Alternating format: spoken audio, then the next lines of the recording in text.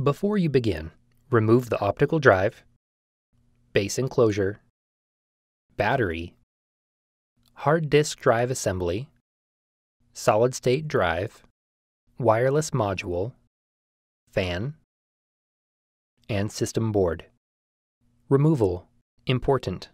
Make careful note of the routing of the speaker and wireless antenna cables for later replacement. Remove the wireless antenna cables from the routing channel on the speaker. Remove the 6mm P1 Phillips head screw that secures the left display panel hinge to the top cover. Open the left display panel hinge. Remove the speaker cable from the routing channel on the top cover. Lift the speakers off of the alignment pins on the top cover and remove. Reverse this procedure to install the speakers.